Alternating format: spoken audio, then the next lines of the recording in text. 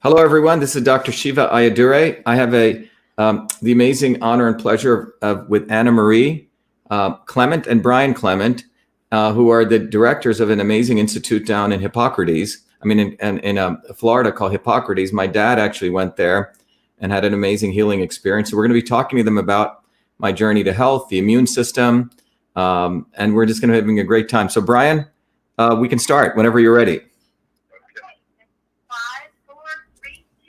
This is Health, Happiness, and Healing with Anna Maria. And Brian Clement, Hippocrates Health Institute. We're happy to be with you once again this week. And as always, we're going to bring you into areas of thought, hopefully feelings, and change that you may not hear on the wires of the mainstream and the television that you're gawking at. And today we have Dr. Shiva. Dr. Shiva has an extraordinary background. When he was just a young man, he found himself completely enchanted with science and mathematics. And his parents acknowledged that and saw that. And as Dr. Shiva said, we got to know his dad just a few years ago when he came through the Hippocrates program. They sent him off to the NYU summer camp for mathematics. And I think that must have started a whole new understanding of what is possible. Later, he moved on and went to MIT. And for the listeners, if you don't know what the Massachusetts Institute of Technology means, it's very difficult to get in there. Matter of fact, that was in our neighborhood. Hippocrates used to be in Boston, about 6 minutes away from MIT. We used to go in and out and spend a lot of time there. So he didn't get 1 degree. He accumulated 4 degrees there. 1 degree is an amazing thing. And he actually became something that we have to describe to him. I'm going to let Dr. Shiva describe it to you. A biological or a bioengineer. Welcome with us today, Dr. Shiva. Great to be here, Brian. Great to be here, both of you. And I thank also to Lauren for organizing this. But it's a pleasure to be here with you and Anna Marie. As you mentioned, Brian, my dad, I've been a proponent of natural medicine for many, many years. I was traveling back and forth between California, and I saw my dad have some significant, he wasn't taking care of his body. So I remember sending him down there because I would have taken care of him. You guys did an amazing job down there. So I want to just thank you for how you helped my dad. We appreciate it. He was very adherent and smart, and he followed through, and that's what it takes. Yeah, amazing.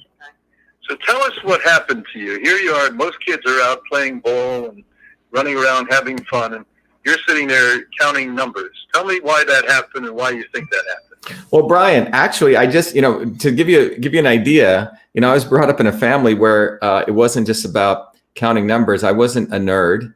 I actually played varsity baseball, played varsity soccer, was on a division. I think you're from New Jersey. So I grew up in Patterson, and then in Clifton, and then in Parsippany, and then Livingston. Livingston was a Division III, one of the top school systems, not only from a school standpoint, but also from an athletic standpoint. And, we were undefeated in soccer and also in baseball. So it's so just to give you that idea, we have unfortunately in this country try to pigeonhole people. If you're an athlete, you must be sort of dumb. And if you're smart, you can't throw a ball. But I just want to let people know, my parents were very, very, my dad in particular, about, that mind, body, and soul. It was something sort of brought to me up from when I was a kid growing up in India. Well, you came over from India when you were just 7. And, I spent time, it's called Mumbai now, but it was Bombay. The Prime Minister brought Ann Wigmore, who you met years ago, and myself over there, for what they call the National Health Program. We spent 2 months going from city to city and putting them on the program, the Hippocrates program. We had a team of medical doctors, actually led by this extraordinary Dr. Date, who, when he was at Oxford, created a form of cardiovascular surgery. The cardio doctors tell me they're still using much of that today. So Bombay was an amazing city. And do you recall it when you were little before you came?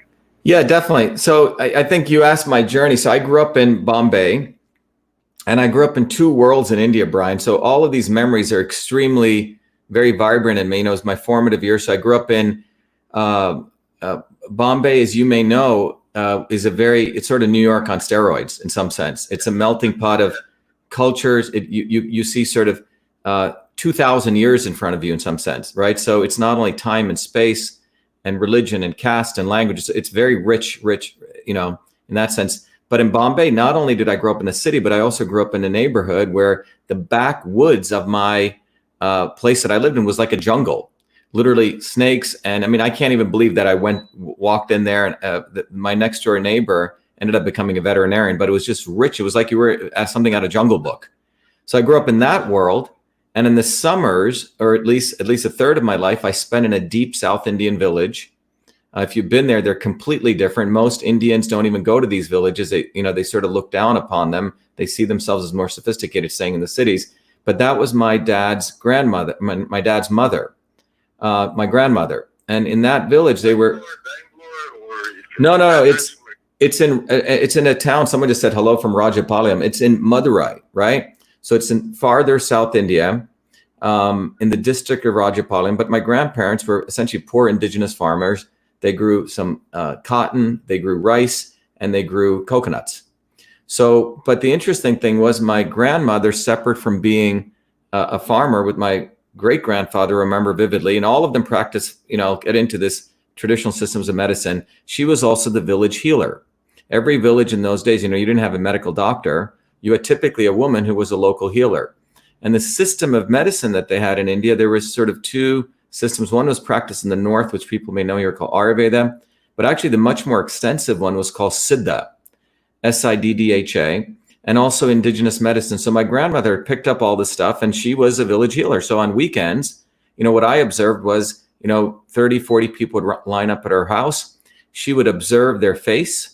There's an ancient Indian technique called Samudrika Lakshanam. Lakshana means face. Samudrika means analysis. And based on analysis of the face, she would figure out their particular state, and then she would figure out their dysfunction. And then for that individual, Anna Marie and Brian, she would figure out the right modalities. It could be herbs. It could be some massage. It could be a particular adjustment, right? It could be prayer. It could be meditation, right? But each person was treated individually. And a lot of people brought their babies and children, because she would also teach mothers how to hold the baby, right? I mean, there's all these very, very simple techniques. So I saw this woman with no degrees, tattoos all over her arms, who chewed tobacco, had learned all these things, who was a farmer by day, 16 hours. But on the weekend, she was the village healer. I saw her incredibly do amazing feats. So that's what got me inspired in studying medicine, Brian. It was in this village, by the way, there's no electricity, no running water. You were living in a very, very pure environment. So I had two lives even within India, Brian, the city of Bombay, sort of this jungle, and then this deep South Indian village, which are one of the most beautiful places. I can't tell you how extraordinarily peaceful and just vibrant they are. Just the colors. You talk about organic food and all that. You didn't even have to talk about organic food. Everything was always organic. Exactly right. The unbelievable history of India. As you said, when you're living within a 2,000-year-old culture and structures, some of those buildings were 2,000 years old. There's something that we here in the United States and even in Europe we're missing. We don't have that dramatic commitment to life and the gratitude and the respect as your grandmother and many others had. Yeah, Brian, what's interesting is I also grew up in this very deeply spiritual background. I don't know if my dad shared this with you. He had actually grown up in Burma. So in the late 1800s, 1900s, people would go to Burma to make their fortune. My great grandfather, who I remember very well, he lived up to 100 plus. He used to work out in the fields until his late 90s. But he left India as a indentured servant. He asked his brother for some money as a 13-year-old. His brother didn't have it. So he went on, it was sort of worse than slavery in some sense, because you had to work off your bond. So he went to Burma. He apparently worked so hard on the ship that the captain of the ship said, you're an extraordinary human being. I'm going to relieve you of your bond. He ended up in Burma. That's when my grandfather was born. My father was born there. And then after World War II, they made, their fortune and then lost everything. So they came back with nothing, back to that small village. But the reason I shared that story was when my dad was in Burma. Burma was known for two things: Buddhism and cobras. Okay, so my dad was the first son, and his mother had not produced. In those days, a woman was supposed to produce a lot of children, and so because his mother, I think he was 5, had not produced any more kids, or didn't have a brother or sister. They were going to marry someone. This is sort of unfortunate, to my grandfather, to another woman. So my dad got very upset, and him and his mother went to all these Buddhist temples, praying. Eventually, my dad was given a coin from a Buddhist priest, and he said, "Look, meditate on this, and on this day, December 2nd, you'll have a brother born to you." So my dad became a very, very devoted prayer and practitioner of meditation. In fact, his brother was born on that day. And then my dad continued meditating. By the time he was 12, he used to give holy ash, and he was healing people. And my grandparents stopped him because they thought he'd become a sannyasi and leave. So I was brought up in this very interesting tradition with all the deities, from Jesus to all the great spirits, in pictures of my grandmother's home. She always used to do weekly pujas, and she would in fact go into trances herself, channel different spirits. To me, this was all normal, but separate from the medical stuff, I grew up in this very other world too, of this deep reverence for God and spirit, and also this acknowledgement that we were connected to something larger than us. So when my uncle, that uncle who's my father's second brother, my father's brother, became a surgeon, he came for blessings for my grandmother, and she said, "Will you help anyone if they come to you with no money? Only then will I give you blessings," which means medicine was not supposed to be a money-making venture, which my grandfather obviously did. And then she gave us blessings. So I grew up in this rich tradition, not only of these traditional healing modalities, but this whole reverence to what life was about, as you were referring to. Yes. And, it was a devotion, and not too many years ago, and people felt they were called to it. And, what you're speaking about, for many of the listeners, they completely resonate with this, and others, this is foreign. Because we've been told, as you pointed out a moment ago, we compartmentalize things in our culture. If you're good in math, you're not open spiritually, or you're not an athlete. And I think, we are born to be everything at all times to all people. And living that way gives you such infinite potential that there's nothing that stops you. And so, boy, what a family you grew up in. I can't quite say it was the same in the New York area where I grew up. Well, Brian, what was interesting was that when I go back to India, right, I meet people who are in the cities. It's interesting. They don't want to go to the villages. To me, that's where I first go. And in fact, the villages were, there was none of this electrical noise or any of that, right? So when you went to bed at night, I mean, we all slept on the floor, right? There was no really beds, or on the roof of the house. Or the earth. My aunt lived in a small 10-foot by 10-foot hut. Across my grandparents' place was a small place where they kept the cows. And every house always had a moringai tree. The moringai tree, for those of you who don't know, is now, I think even the big World Health Organization considers like one of the most important trees, because it gives so much nutrition. The leaves and the nutrients from the moringai tree can be used. We said moringai in Tamil, right? That's where the word actually comes from. So, yeah, moringai is a Tamil word, M-O-R. In fact, there are many words you'll find in the English language. Tamil is the oldest language in the world.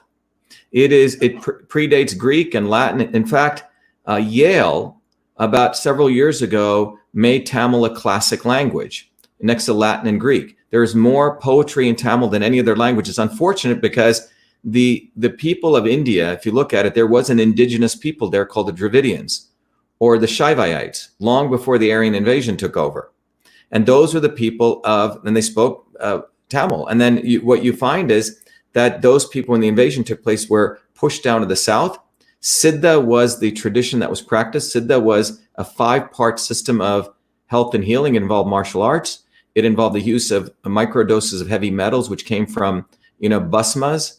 It involved yoga. It involved meditation, and it involved, the use of herbs, etc. Ayurveda was a subset of that. It's unfortunate because of, frankly, the racism within India. Siddha was subsumed. Tamil wasn't given its preeminence, but there are about 100,000 scrolls written in Tamil, which have all these formulations. The mythology goes that Lord Shiva gave the knowledge of medicine to his wife Parvati, who then transmitted it telepathically to their son Karthikeyan. If you know, everyone's probably seen the elephant god in India. There's another god also in India known as Karthikeyan, who's the son of Ganesh, which is the elephant god. But Ganesh is known as a god of medicine and the god of war, because in the Indian healing system, a Vaidya was not some sort of, you know, namby-pamby new age person who was just into medicine. It was also the warrior who went to war against death. So Vaidya means fight, healer, and warrior. It's two terms. So that is sort of the back end tradition that I grew up in, and I wanted to share that with the audience, because Siddha does not get the preeminence because most of the people who came to the United States were Brahmins. You have to understand that I was also very, very inspired politically because we were considered low caste untouchables, Brian and Anna Maria. Okay, so I experienced all this sort of, you know, abhorrent nonsense growing up, where I wouldn't be allowed into people's homes. I had to stand outside, get water in a different cup as a child. And that made me also very attuned to politics. So politics and medicine, in a very weird way, what I was driven by, Brian, and these were both political systems and medical systems. And as you say, we tend to silo everything in Western traditional, you know, and this is sort of this reductionist model. You can't be a spiritual person. You can't be an athlete and someone smart. You have to be this, or a nerd, or someone who's a blonde who has to be segregated into only looking good, right?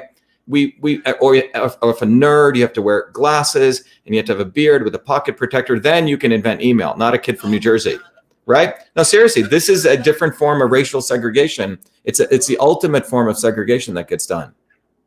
Well, your childhood definitely made you flexible. And, you know, when you look at India, it was heavy exploited for some time. But then people realized we need to have sacred forests, sacred water sources. And they really did, because the idea is that we're just caretaker. We don't own this land. We don't own it. Yeah, Anna Maria, it's very interesting you say the issue of ownership. So in Tamil, there's rarely do you ever say my. So if someone comes to your home, you can say Yenga Vida Gavanga, which means Yenga means our house. Everything was always our. And it's an interesting thing because the Dravidian system actually goes back to hunter-gatherer. It was all matriarchal culture. In fact, there's no concept in the South Indian of last names. So when my parents came here in 1970, I literally came here on my 7th birthday, left India on my 7th birthday. When we came here, when I used to go to school, they say, "What's your last name?" And my name was Shiva, right? Short for Shivapati, but Shiva. And well, we had to make up a last name because so we took my dad's first name, Ayadure, and it became, but in the Indian traditional systems, the origin always went back matriarchally. In fact, the traditional cultures were matriarchal, Mother Earth, the mother.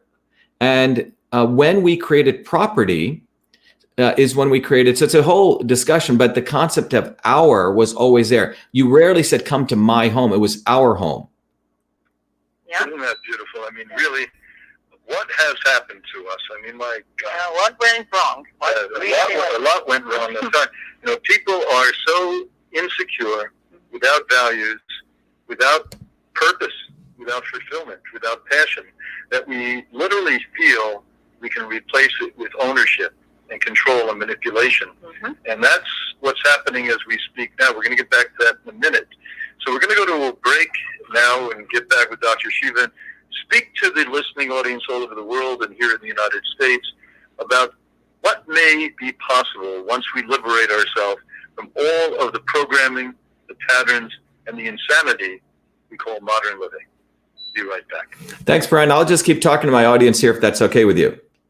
Yes. Okay, thank you. So anyway, everyone, that's Brian, Clement, and Anna Marie, his wife, right? Anna Marie? Yes. Is that okay? I don't want to say his wife, but you're both a loving couple. husband and wife, or you're his husband, ownership. Brian and Anna Marie run an amazing center down in Florida, which is Hippocrates, which is really based on raw natural foods. You know, I was a raw foodist for many years. And then I had to start introducing other things, but it was my personal choices that I made. But Hippocrates is an amazing institute, and Brian and Anne-Marie are amazing educators. For me, what's profoundly great about talking to both of you is I've wanted to talk to both of you guys for many, many years. And I also, I think hopefully we'll get into, wanted to do research with both of you, because my journey into health was also trying to uncover and explain to the Western audience, how was this that my grandmother was able to heal, Brian and Anna Maria? What was those technologies? The West always wants things explained. It's not through intuition, and that's okay. And so that resulted in my journey to creating a very cool educational model called Systems Health, which came out of my Fulbright. Hopefully after the break, we'll talk about that. And then Cytosolve, which is a technology that allows us to model molecular mechanisms using computers, so we can actually, you know, educate the Western world on why this stuff works, because they think in the worlds of genes and proteins and molecules, they sort of don't understand energy, right? Yeah, it's all frequency, it's all energy for us. Right. So, All right, we got right back on you. are we back? Just a second. So everyone on Instagram, Facebook world, YouTube, we're talking with Anna Marie and Brian Clement from Hippocrates. And it's a really good discussion. We're talking about my journey to health and well-being, and also we're going to talk about the immune system and what's going on. And we're going to be doing this for another about half an hour to an hour. Welcome, everyone. This is Health, Happiness, and Healing with Anna Maria. And Brian Clement, Hippocrates Health Institute. It's all over the world. We send you love, support, and hope that you feel your heart and understand that you're all complete, you're whole, and you're still there. Today we have Dr. Shiva on. The first segment we spoke about his childhood, which is unique to most of us listening. He grew up in a family of what we call in our part of the world shamans, people who were inherently and natural healers. And one of the things Dr. Shiva said is something I often explain to people. Men were pretty much not involved with healing until recent time. It was women. And these people were born, and the villagers or the people in the town sort of knew that was their gift. Nobody anointed them, nor did they get a degree. And they had this deep connection with not only nature, but the universe. And they were able to look at a person and do an analysis, and today we unfortunately call it diagnosis, and rather than say, here's the pill, here's the prescription, they said, you may need to rest your mind and go quietly and pray. You may need to go and get your bones adjusted. You may need to go and change radically the way you're eating. And as a little boy, Dr. Shiva saw this and lived it. This was his family. So he thought this is perfectly normal. His father went on and moved to Burma, and I knew this. You know, Burmese were considered sort of the elite in this part of the world. And his brother became a doctor and went back to grandmom. And grandmom said, I will not bless you, I will not support you unless you're willing to practice with everyone. If they don't have money, if they're poor, if they're of a different caste. Dr. Shiva was of the low class, as we say. And this is, I didn't realize until you just explained it to me, although I know a lot about the Indian culture, that this is where the caste system came from. And so you said when the Anglos came in, the original people and the original language that Yale just designated as a fundamental, a primary language. Yeah, classic language, a classic language. That's amazing to me. You said it has, so the original language, the way that humans communicated with one another, you said it has more poetry in it than all other languages. Yeah, well, what's interesting about Tamil, there's so many words. Have you heard the word catamaran? Oh, sure. Well, catamaran comes from Tamil. It means kattu maram. Katta means two trees tied together. Maram means trees. Katta maram, okay? Pariah is a term that comes from Tamil. So what happens is, because of, frankly, the unfortunate, everyone thinks everything goes to Latin and Greek, Tamil is left out of this equation. So when Yale decided to designate Tamil as a classic language, it's a pretty interesting thing. They find out the amount of literature that's written in it. So there's more love poetry, as I shared with you, written in Tamil than any other language. And literature, the literature there's sort of two versions of Tamil. There's the Shakespearean literature, just beautiful. The other pieces, Anna Marie, Mike, when they wrote medicinal treatments, it's quite extraordinary. They wrote them on palm leaves in poetry, which was the encryption. And there was two. So you had to understand poetry, the denotational and the connotation, to decipher it. So they have treatments in there on how to release, let's say, certain fluids from your pineal gland, right? To support enlightenment. Well, certain rhythmic wording that would literally open up the pineal gland, which is your connection to consciousness, isn't it? Right. In fact, the formulations, because they were concerned that evil people would steal some of these formulations, use them for misdeeds. So even the transfer of knowledge was, you had to achieve a certain level of consciousness. So it's a very interesting thing. So in the Indian system, which is when you look at yoga and meditation, this is something I think I've wanted to share with the Western audience. Yoga and meditation were the end process of actually being a good human being. So when a yogi took you on, or a guru took you on, first, he would engage you to do housework, cleaning, build something, sweat, work hard, follow certain disciplines. That went on for 10 years. After that, you were taught yoga and postures, literally in meditation, within less than an hour. What we've done is we've also, in some ways, hurt the yoga model. So you have people doing poses, and I call them sort of fascists in yoga pants now. Okay. They're narcissists. And I see this in the yoga community. They actually have lost the true understanding. The goal of yoga was union with oneself. It was not something you did to prove how cool you were at the end of it. Let's see nice hard bodies. That's what they want. This has provoked some thought in me. Let's discuss this, Dr. Shiva. So we, of course, in the West, and the elitism that we all think is our birthright, look down at our ancestry and think about, let's just isolate this one conversation we're having. Here's the beginning of what we call civilization. And these people understand these things. And when we speak about it today, it either sounds provocative, insane, or enlightened.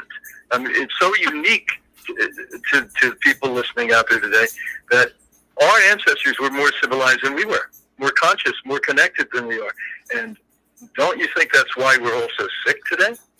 Yeah, Brian, it's interesting you say that. The notion of how you express emotion, or this or that, is so constrained that I think when I first came here, my dad said, we never even heard what a therapist was or a psychiatrist. It blew our minds. And I remember first time going to a nursing home, that blew my mind.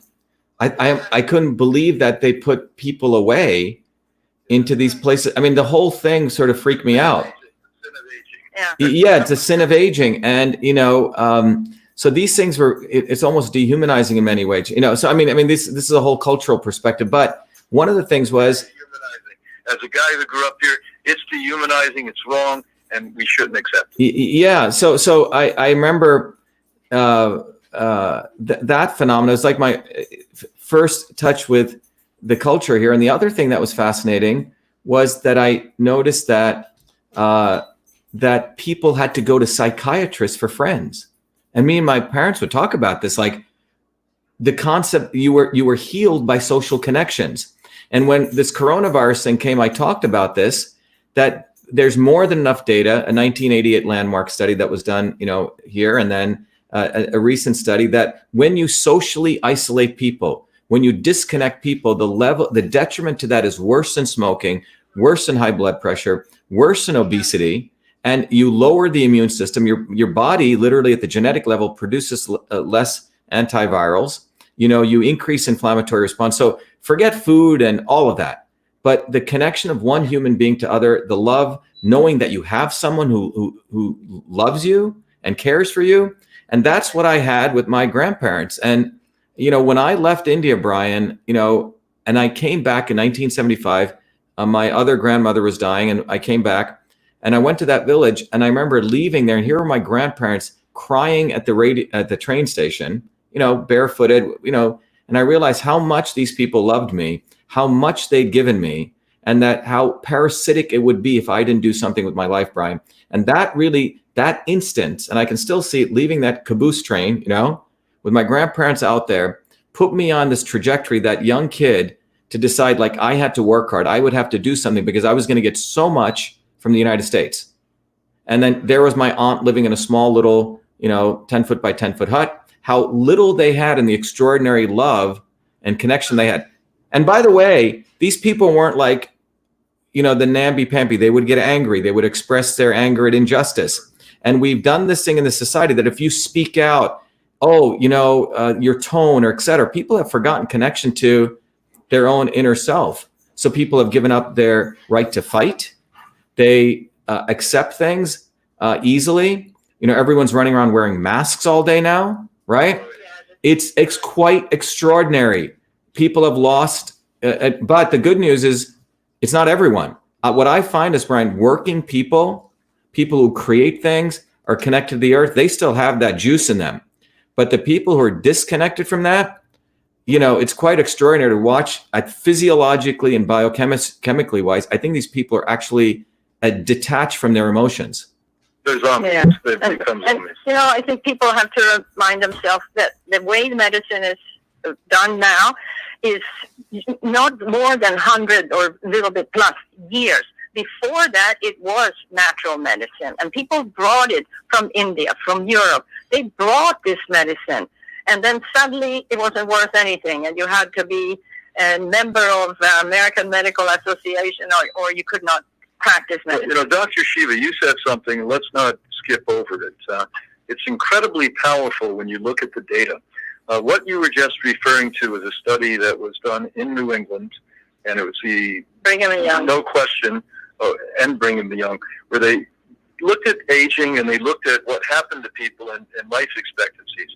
If you are not social, if you don't have love, if you don't have support, if you don't have family, if you don't have friends, you die 15 years. You know this, but let's tell the listeners, 15 years sooner than you would if you had that relationship and socialization. That's like smoking 2 to 3 packs of cigarettes a day. Brigham Young said, that if you have a friend, let's say at least 4 really good friends, you live 5-6 years. After 65. After 65. Yeah, and I think this is profoundly important, because when I grew up in that village, you would walk down the street at 2 a.m, barefooted. People would invite you into their home, make you some chai tea, right? It was just love. That's all I can tell you.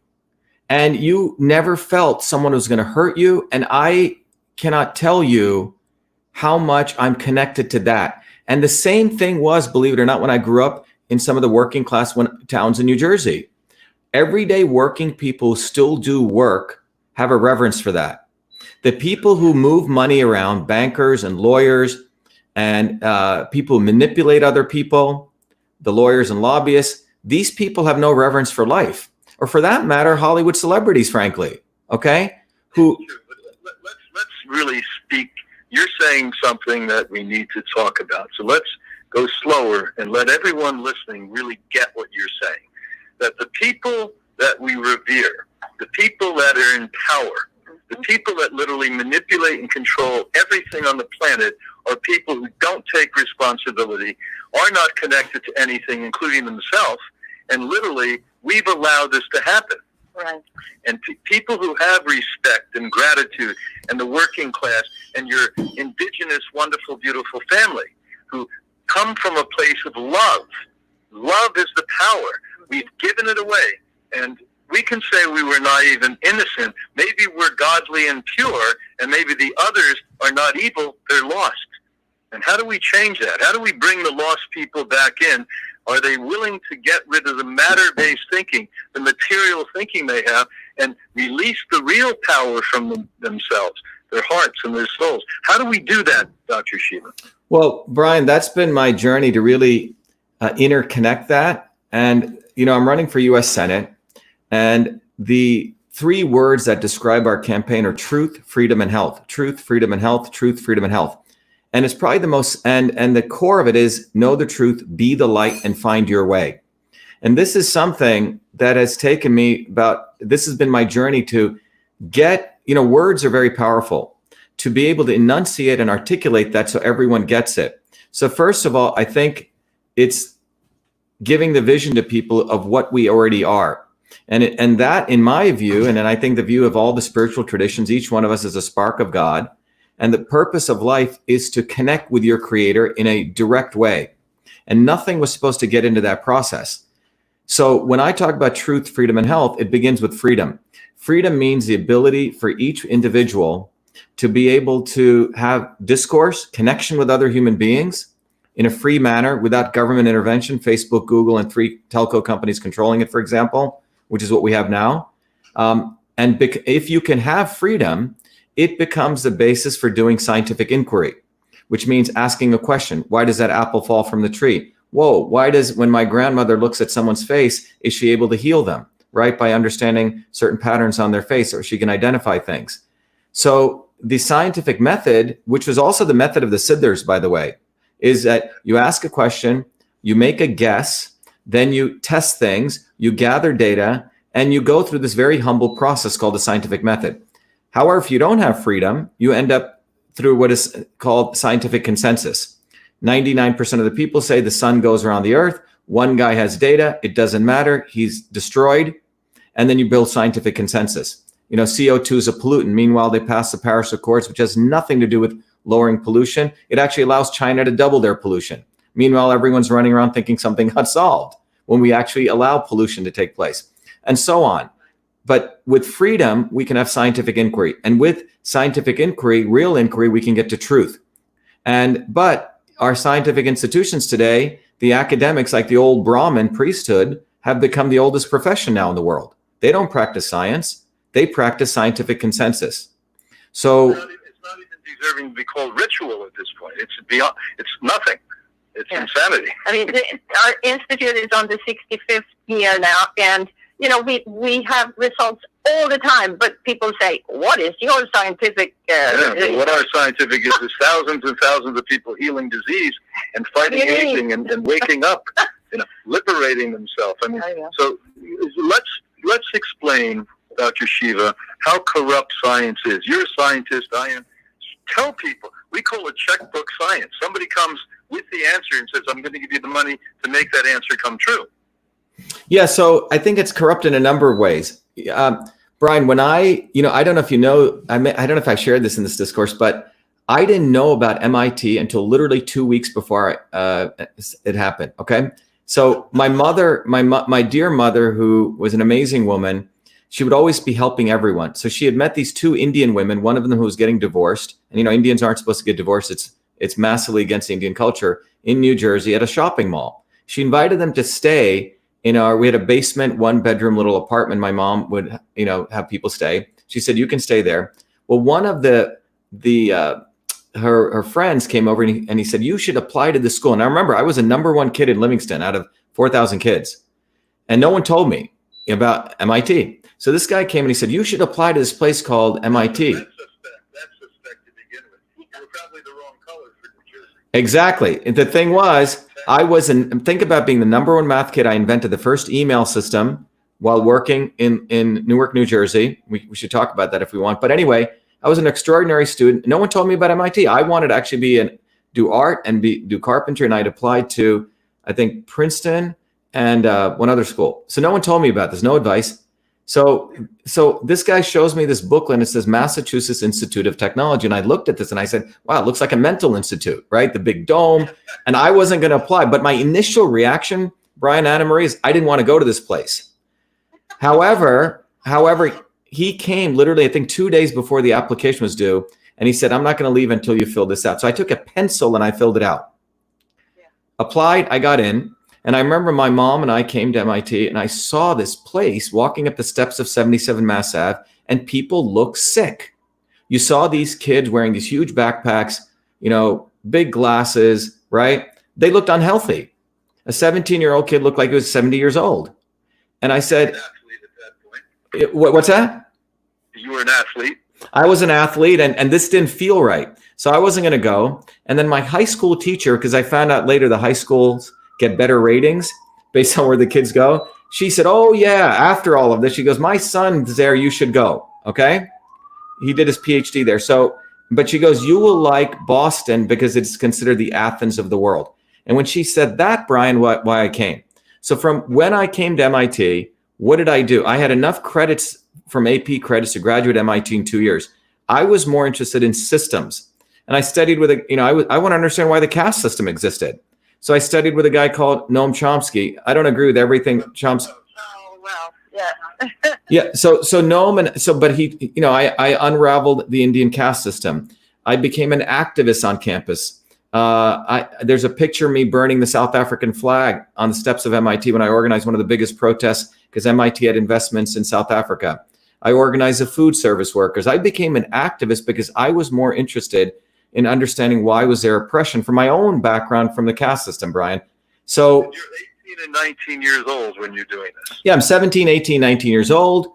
And then that's when I started understanding, Jesse Jackson, if you remember, was running in 84 against Reagan and Mondale. And I said, wow, this guy looks like he's anti-establishment. At the last minute, he sells out the whole movement, the lesser of two evils, and he gives all of his votes to Mondale. And that's when I realized both of these political parties were completely, against the American people or didn't care about people. They were just Tweedledee and Tweedledum.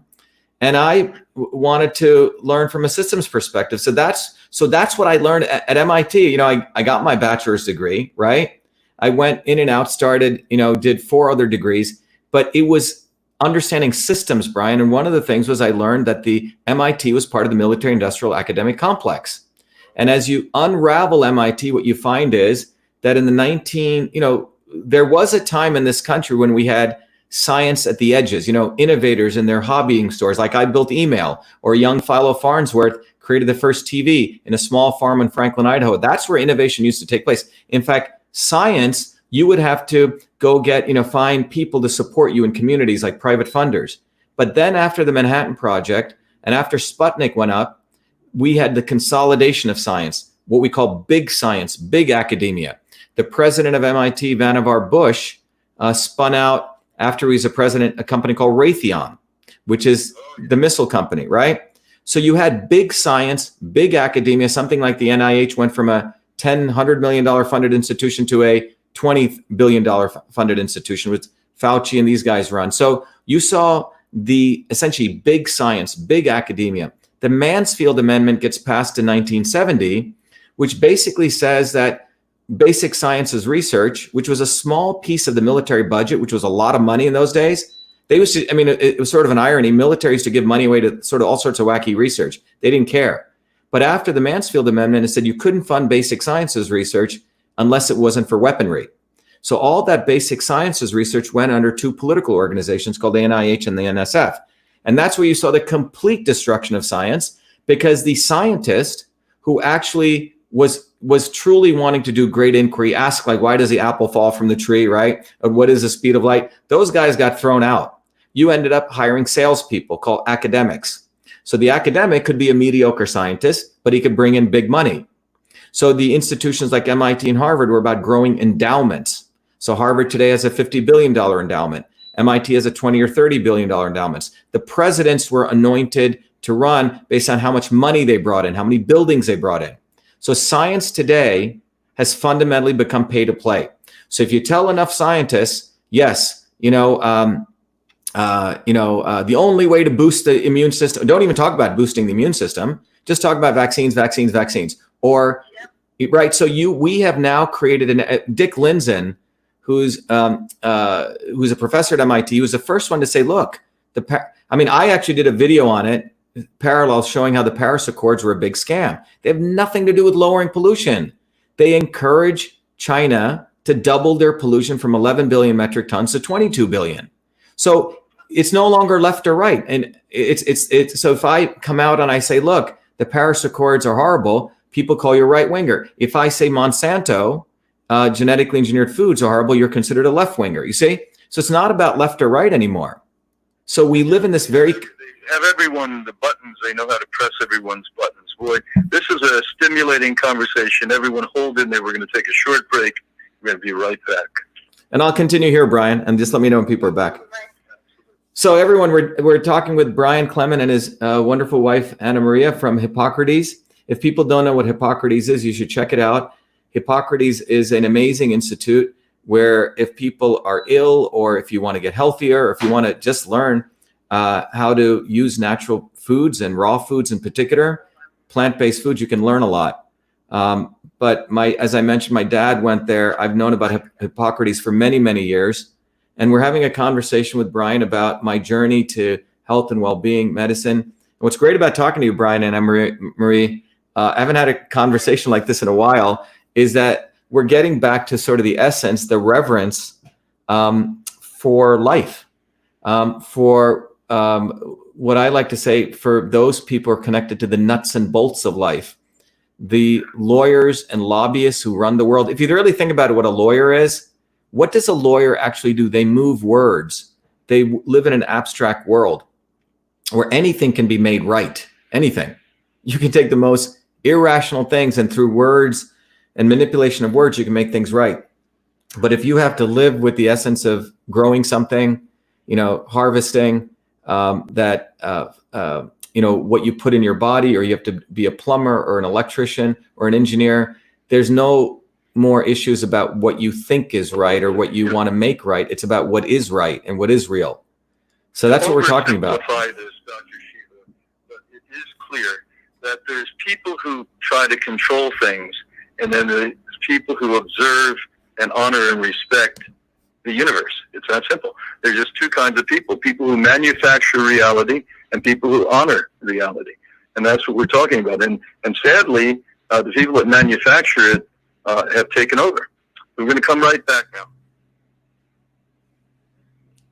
This is Health, Happiness, and Healing with Anna Maria.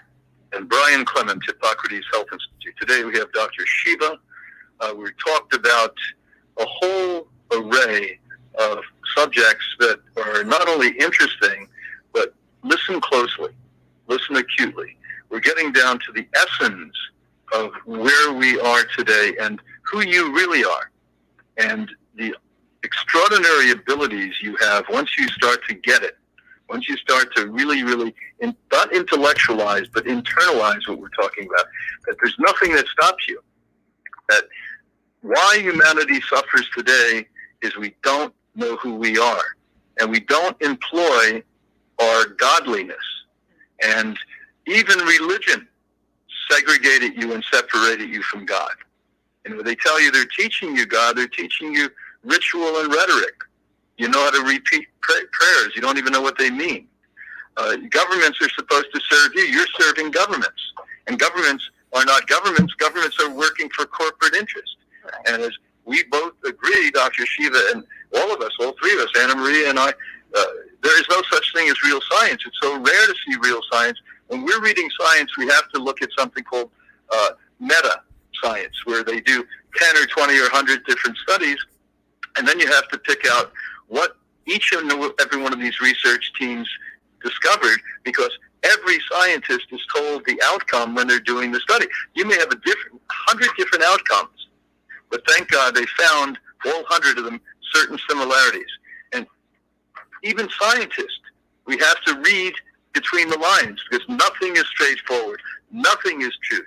And so what is your motto for your Senate campaign in Massachusetts? And let's talk about it and go through those 3 words. We got halfway through them.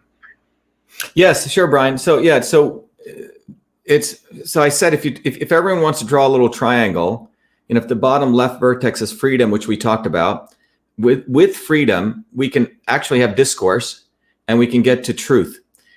Now, based on what I just shared with you about the nature of the academic establishment, so by the way, in order to exercise freedom, Brian and Anna Marie, I actually have an actual policy, which is called the Digital Rights Act. And I'll come back to that. Let me just go through the triangle and I'll come back to the details. But there's actually a policy that I have that we can get back our freedom. When we go to truth, I put together something called the Citizens Science Act. You see, what happens is we fund billions of dollars out of our tax dollars to, frankly, egomaniacal scientists. Okay? I don't even call them scientists, academics. They take our money, they hold our money. Remember, their goal is they have 7 years to get something called tenure, which is basically a job for life with no accountability. Now, how do you get tenure? You have to write papers, and then you have to make sure others cite your papers. It's a complete racket. So in order to get your paper cited, because it doesn't matter you wrote 15 papers, when your tenure review comes up, how did your peers feel about you? Okay? So it's all a sucking up model in some ways. Okay? It's not about truth. So what you're doing is making sure your community of peers acknowledges you. For example, Einstein did not write one paper peer-reviewed. When he submitted one of his last papers, they said, we're going to send it for peer review, Dr. Einstein. He goes, what are you talking about? He goes, what does that mean? He goes, new research. How can peers review innovative research? Because they always want to suffocate it. So what we have is media. Max Planck was discovered in. He'd be nobody otherwise. Right. So what we have is science is regression to the mean, which means you regress to the mediocre, not anything wild and new. So the way to solve that problem is Citizen Science Act. What that means is if we fund any person in the establishment science to do research, their data is our data. If they do an experiment, they got to publish it to the cloud. I want to get access to that data. I want to do my own research. Everyone knows how to use Excel these days. There's billions of smart people on this planet. So that's something profound. We can do that today. Now with truth, without truth, you can create a fake problem and a fake solution. Oh my God, everyone's got to get vaccinated, right? That's the only way to defeat viruses. So that's what they've created, fake problem, fake solution. But if we have real truth, you found out, you know what? It's an overactive immune system, which attacks our own bodies, for example. So with truth, we can get to real health. And I don't just mean our physical health, but the health of our entire infrastructure. In Massachusetts, Brian and Anna Marie, we have the worst infrastructure in the entire United States, the top 3. F by the American Society of Civil Engineers. We concur with that. Yes. Yeah. So, and we all know it is infrastructure that has always supported, if you want to look at big infectious diseases, it was nutrition and sanitation, all these things that really brought down nutrition, infectious diseases. So my view on health, it's called the Health Rights Act. When you look at the vaccine issue, for example, in 1962 is when John Kennedy implemented the National Vaccine Act, which created the Center for Communicable Diseases. Now, his brother, Ted Kennedy, after all these vaccine injuries were being reported, didn't get rid of it. One of the ways that politicians work is they bring in more regulations. It's a way to consolidate power. So they created the vaccine courts, which basically indemnified the vaccine manufacturers. And let's go slow on this. I think most Americans, if they really understand what we're saying about this, you're going to think we're making it up. But this is all factual. So let's talk about 1987 and how all of this began. Sure. So in 1962 was a National Vaccine Act, which was basically created the group within the CDC, which could come up with guidelines for a national the National Vaccine Program. Between 1962 to 1986 or 1987, after that was created, parents were reporting injuries because this was a one-size-fit-all model of medicine. Traditional systems of medicine, it wasn't one-size-fit-all. Each person was treated uniquely because everyone understood the complexity of the body. But in 1962, they had a very rudimentary understanding of the immune system. By 1986, injuries are being reported. Thousands of lawsuits are being filed. So instead of taking care of the people, eliminating the 1962 Act, the politicians, Ted Kennedy, who led the charge in the Senate, created another big Band-Aid. And the purpose of that Band-Aid was to protect vaccine manufacturers. So they said, you know what, we're going to rip out a part of the Constitution, which was a separate balance of powers, and we're going to create a vaccine court within the executive branch in Health and Human Services. Okay? So what this did was if your child... Let me pause for 1 minute. And the reason being is the vaccine companies, the pharmaceutical industry, came to the government and said, we're going to stop giving vaccines because we're being sued out of business. So that's what was the impetus behind this, from what I was told in 86, 87. Right. Well, that was the perceived impetus, right? But it was really the politicians and the lobbyists all worked together. And what's fascinating is a number of people collaborated with that who are quote unquote part of the anti-vax movement. We'll come to that because fundamentally, philosophically, Brian, if you are a revolutionary wanting to change things, or do you want to keep things the way they are through legislative means? And there's a physics here. The physics of historical movements that have changed the world was never from the legislature, never from inside out. It was always through people's movements bottoms up. These people were frankly the not so obvious establishment. So what they did was that they supported this. And what you ended up was with a big Band-Aid, which no one could ever really pierce the veil and go after vaccine manufacturers. Then since 1986 to now, you have the quote unquote anti-vax movement, again, led by people, I hate to say it, and this may bother some people like after when I got into this movement, people like Robert Kennedy, who is pro-vaccine, who does want more regulations. He wants to create vaccine safety within the government. And my position on this, a big difference, is this is a difference between people who want to keep things the way they are, what I call the not so obvious establishment, versus people who want to fundamentally change things was, look, the entire 1962 vaccine mandate should go away. Why? Because as a scientist, the immune system is a very complex system. We need to decentralize healthcare to the edges, back to the practitioner and the individual. Government should not be involved in regulating any of this. So, just like birth or marriage or any of the rest of it, how dare they do that? This is our inherent right. Yeah, and right now, so many people, most people, even in our neighborhood, are just holding their breath, waiting for this vaccine. Oh, if the vaccine comes, the world's going to get better. Yeah. And they have no idea the side effects that's going to come, how many people this is going to kill, and what it's going to do in future to their immune system. So tell the listeners, Dr. Shiva, exactly what they put in these vaccines and why people should seriously consider what's happening to them now. Yeah. So look, one of the companies, technologies I created out of my PhD work, Brian, you talked about biological engineering. Biological engineering is a field that MIT created in 2003 when the Genome Project ended, precisely to answer the question you just said, because biology was very reductionist, meaning the best way you can explain the word reductionism is the old story of the 6 blind men that the king calls to touch an elephant. And each one is touching parts of the elephant and they have a blinded view of reality. The guy who touches the tusk thinks it's a spear. The guy who touches a tail thinks it's a brush, and so on. That's reductionism. That's how biology was headed. And we found out we only have 20,000 genes, right? We don't have 1 million genes when the Genome Project ended in 2003, that the number of genes we have is 20,000, the same as a worm. So biology realized, Jesus, we're not heading in the right direction. We don't understand the whole. So this was a good thing. So Western medicine said we need to create a systems biology and a biological engineering, which means not biomedical engineering, which is device, but biological engineering to take an engineer's approach to understanding the whole body. That's when I came back to MIT in 2003, and I ended up creating a technology, Brian and Anna Maria, called CytoSolve. And to me, this was in many ways, honoring my grandmother, who would with mortar and pestle mix stuff. And you asked her how you did this, and she can explain it, right? So CytoSolve allowed me to use the computer to mathematically model molecular reactions of like a disease state or a normal state. And with CytoSolve, I could test different chemicals, compounds, and I could figure out their toxicities and the risks. And we can talk more about that. So when I looked at this, I said, wow, pharma guys would want to use this because they're spending so much time killing people and we could save animals, but they weren't really interested. In fact, I've put a challenge out. Any vaccine manufacturer we can figure out the toxicity and validate it with CytoSolve. So the issue is, Brian, we don't even know what's in their vaccines because of the patents, right?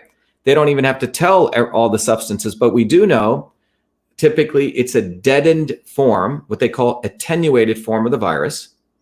And just to go back a little bit, the concept of vaccines, believe it or not, comes from natural healing, right? You expose yourself to the pathogens.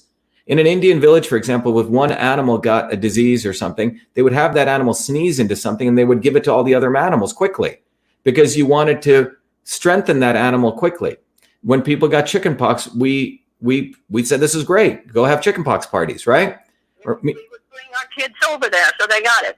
Exactly. I remember them. I used Yeah. to be at them. And in fact, when Michael Jordan played basketball with a flu, people say, "Oh, isn't this great?" Right, in the 70s, 80s, right?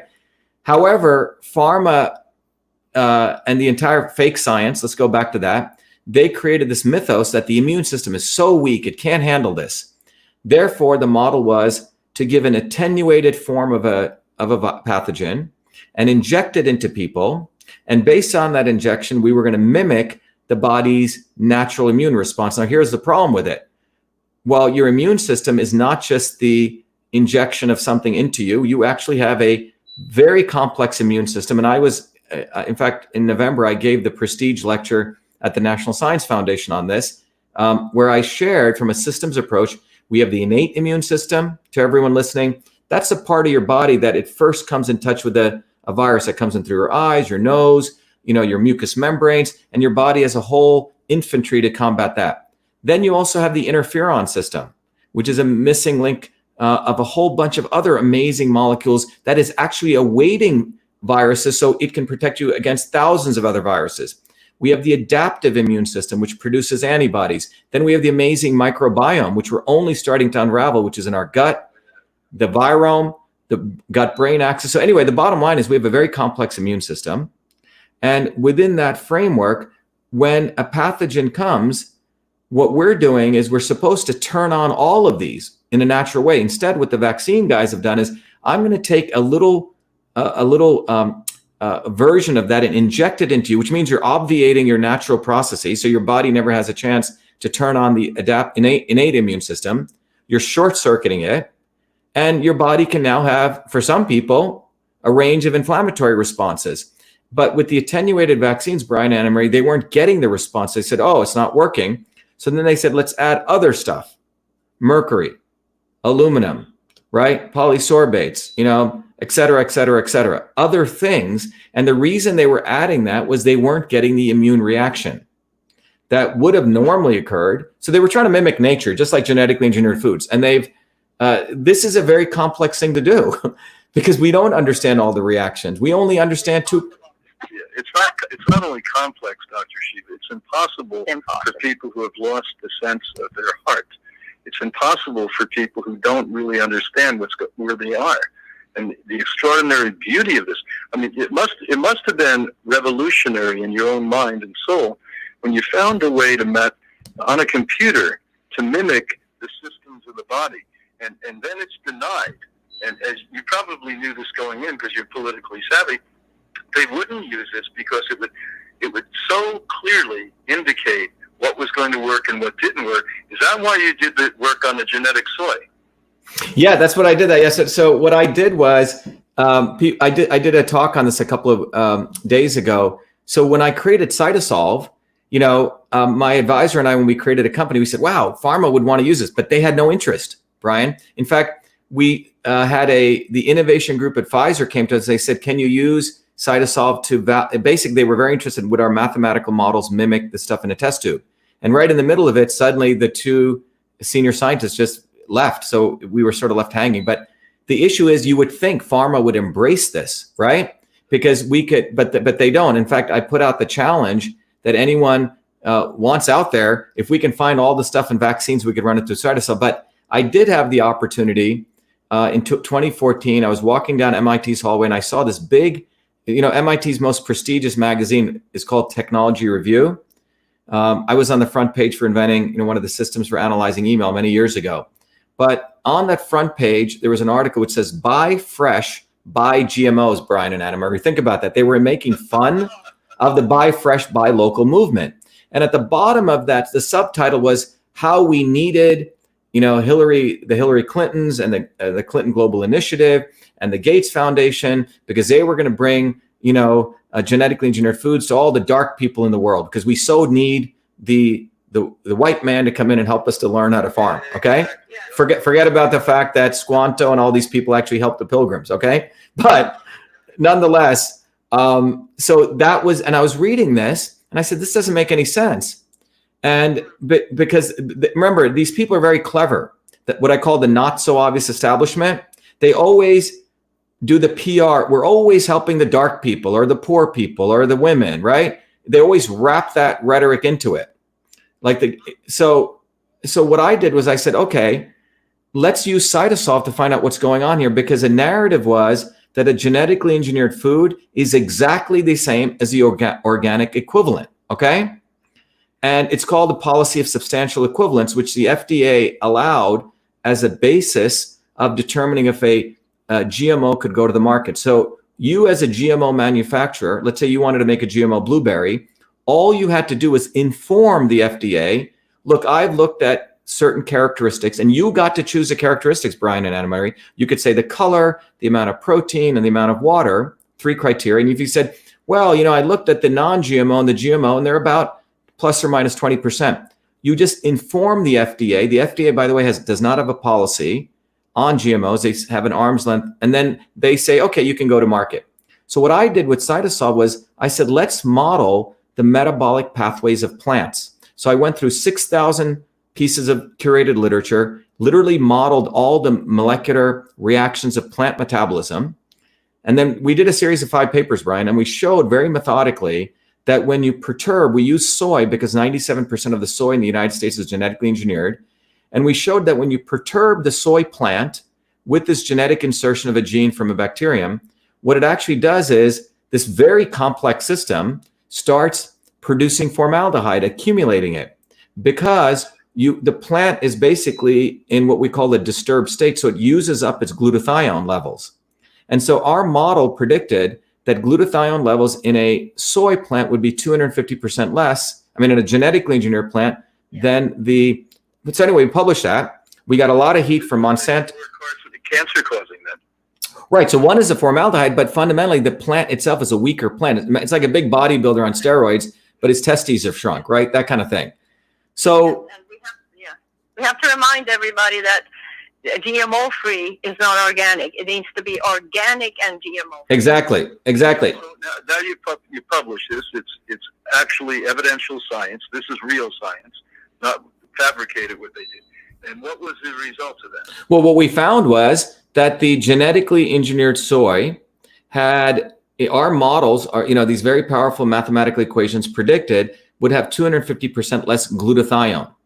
So when we were attacked by that, Brian, by the Monsanto shills at various of these academic institutions, they said, oh, this is just a mathematical model. It doesn't mean anything. Fortunately, Brian, we got very, very lucky. There was a group in Leeds in UK, which had actually grown the soy plant in the Roundup Ready soy and the organic soy. And guess what they found? Same thing. It had 250% less glutathione. The power of CytoSolve was we had all the mechanistic understanding why, how those pathways get perturbed. So, and the way they attacked me, Brian, was not to even talk about the math or the physics. They said, oh, he didn't invent email. That was their attack. Well, we're going to be back in a minute. This is a great conversation we're having. We'll be right back. Okay, and I'll continue here. So anyway, everyone, I'm having a conversation with Brian Clement. We're talking about food, medicine, the power of CytoSolve, my deep interest in Brian and Anna Marie's interest in health and well-being, about the corruption of the academic establishment. While I'm waiting for them, I wanted to just share with everyone the fact that I am running for U.S. Senate. If people want to go here, okay, I guess I had it here. I'm going to have to start it up again. Let me start over here. If people go to shivaforsenate.com, I haven't done this today. It's important that I do this each day so everyone knows that I am running for Senate, so you guys can support the campaign. If everyone goes here, this is our U.S. Senate campaign. And as people know, I'm running for Senate. Our campaign's model is truth, freedom, and health. And one of the key things that we're doing as a part of our campaign is to educate everyone on what is a system and the power of systems thinking and how you can understand the body as a system. And I'll be talking about with this, Brian, when we come back from the break. But if you really study what we're doing here, one of the key things that if you go to, let me go back here. If you go to Shiva for Senate, one of the key things that we're doing here is to teach people how the body is a system. So those people who support the campaign, as I'm showing here, we give you an extraordinary book called System and Revolution, and also a very cool tool called Your Body, Your System, where you can actually understand how your body is a system. And it's based on systems principles where you can actually answer a set of questions. You can figure out your body's own homeostasis, your natural system state, how poor activities, or if you're disturbed in certain ways, how your body is disturbed from your natural system state, and how foods and supplements can bring you back to you. So this is one of the cool things that I also do, separate from running for U.S. Senate. But the whole goal of the campaign is integrated into truth, freedom, and health. But part of it is we're offering people tools that you can actually use for yourself to understand how the body is a system. So anyone, by the way, if you have issues with economic distress and you can't support the campaign with $25, whatever, donate whatever you can, and we'll still make it happen for you. But anyway, go to shivaforsenate.com. It's a great site. You can contribute in many different ways. You can volunteer, but the basis of our campaign is truth, freedom, and health. Okay, here we go.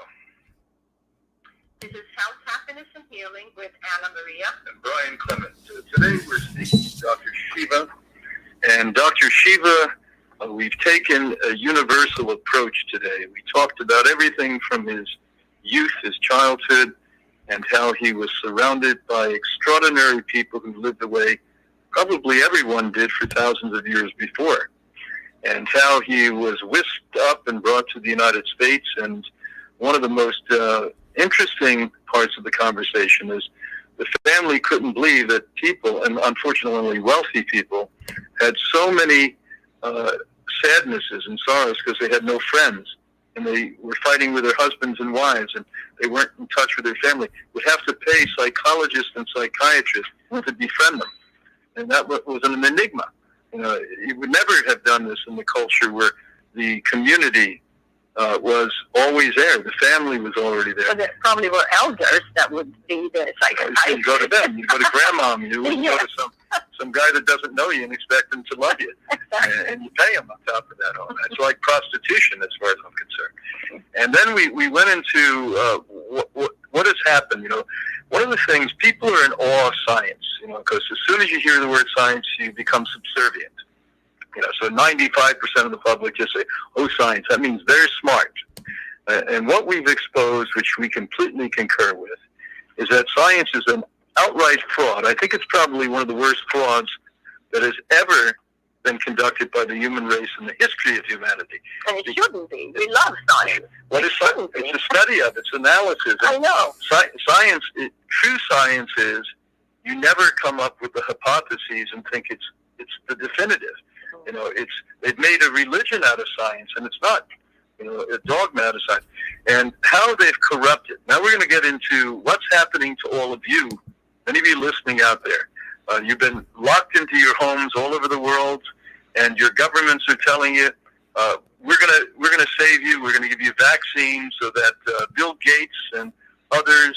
And we're going to make it mandatory. They're mandatory. They're gonna be the saviors here, so that they can make their burgeoning bank accounts grow.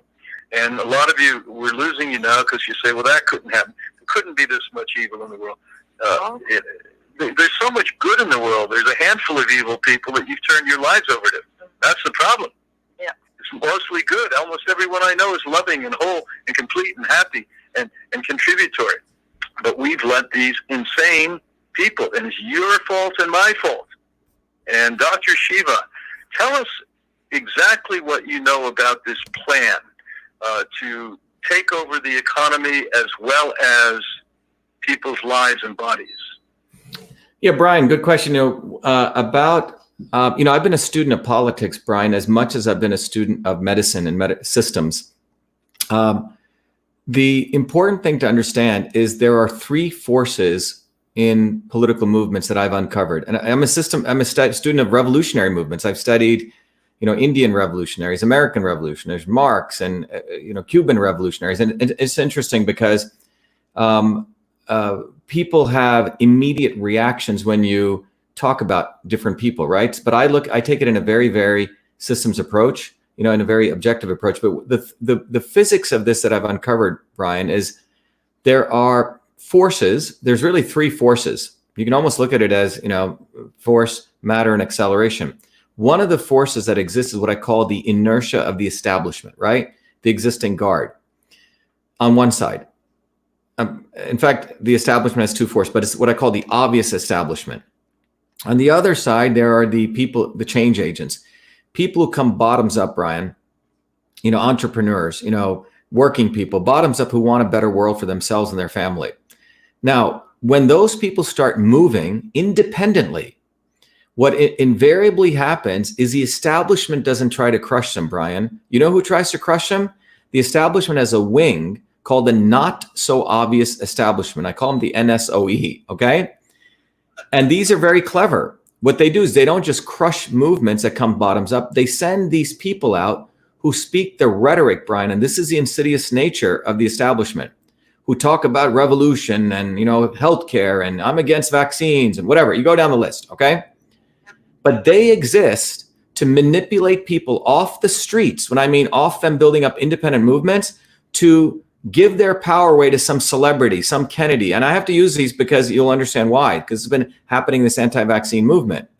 And unfortunately, what's happened is if you call them out, you're considered someone who's splintering or dividing people up. When what you're doing is you're pointing out something historical when you study movements. In the Russian Revolution, for example, Brian and Anna Maria, there were movements arising bottoms up. You know what the Tsar did, the obvious establishment? He said, no, you don't need to protest and build. Come over to this thing called the Duma, which was a legislature that they created, Brian and Anna Maria, to take the steam out of people. In India, the same thing occurred. As people were rising up and wanting a good revolutionary movement to kick out the British, you know what the British did? They flew in this guy called Gandhi. And he wasn't a nice guy. He was a racist in South Africa. He was brought in, by the way, they always make these people look good. And they created the Indian National Congress to take people off the streets, to get together and let the steam off. In India, what ended up happening had a transfer of power. That's what the document was called. It wasn't called the Indian Declaration of Independence. They transferred power from white men with crowns to brown men with white hats. Now, this may be hard for people to swallow, but that's the force of the not so obvious establishment. That's what occurs. So what happens is 70 years India, 80 years India had massive corruption.